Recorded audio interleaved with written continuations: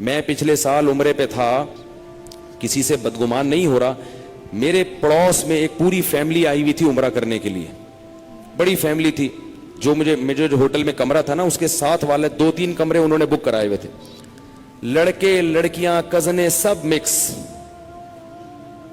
انہوں نے بتایا کہ ہم ہر سال آتے ہیں, جوان کزنیں جوان کزن, بے پردگی کا کھلا ماحول, سب اکٹھے آئے ہیں نا بھائی, جتنی چچزاد پھوپھیزاد بہنیں بھائی سارا بڑا خاندان تھا, بڑی فیملی تھی, سارے ہر سال آتے ہیں اور ایک ہی کمرے میں کزن بھی ہے اور اس کی فیمیل کزن بھی ہے, وہ سب ایک ہی کمرے میں پوری رات ان کے کہے چلتے تھے, ہاں ہاں ہاں ہو کزنوں کے ساتھ فری ہو رہے ہیں, سیڑھیوں پہ 2 ادھر بیٹھے ہوئے گپے لگ رہی ہیں.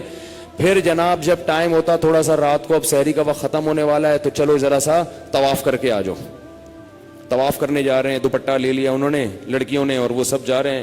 میں تو 2 کمرے ادھر اور ایک ادھر, اس فیملی میں 2 کمرے اس طرف تھے میرے اور ایک کمرہ میرے. اس لیے مجھے پتا بھی نہیں کہ میں جا کے تجسس کر رہا تھا, کسی کے تجسس حرام ہے, جائز نہیں ہے. سامنے بیٹھے ہوتے تھے جب ادھر.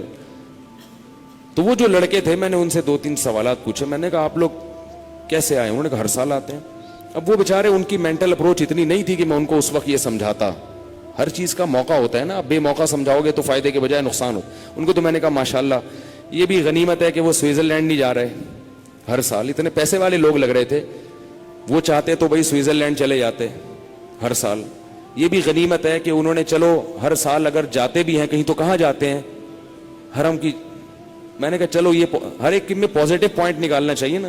لیکن مجھے افسوس بہت ہو رہا تھا کہ آپ کے لیے عمرہ اتنا ضروری نہیں ہے, اس بے حیائی کے ماحول کو ختم کرنا زیادہ ضروری ہے.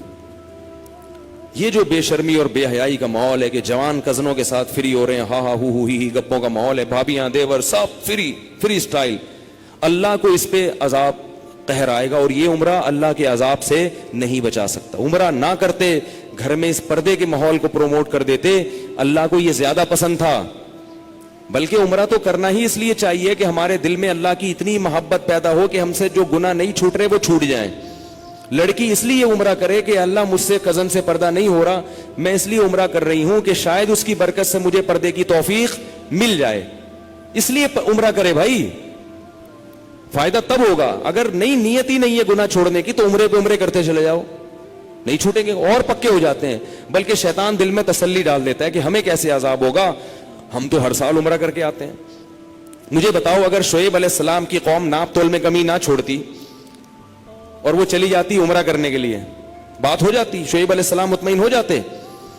وہ کہتے ہم ہر سال عمرہ کریں گے لیکن ٹوپی کرانا نہیں چھوڑیں گے. شعیب علیہ السلام کہتے بھائی تم, میں جو کہہ رہا ہوں وہ عمرے کا نہیں کہہ رہا, تو ہمارے عورت کے لیے, لڑکی کے لیے حیا کو فرض قرار دیا ہے. سمجھ رہے ہو, عمرہ ضرور کرو اس نیت سے کہ اللہ کی محبت دل میں پیدا ہو جائے تاکہ مجھ سے گناہ چھوٹ جائیں. ورنہ وہاں جا کے بھی بعض خواتین ایک طوفان بدتمیزی کھڑی کر دیتی ہیں, ذرا بھی حیا نہیں کرتی, ذرا بھی شرم نہیں. اور مرد بھی وہاں جا کے بعض بالکل ایسے بد نظری پہ اتر آتے ہیں اور وہ بالکل ان میں وہ ختم ہو جاتے. سب کی بات نہیں, اکثریت تو الحمدللہ اللہ کے گھر کی عظمت کا خیال کرتی ہے.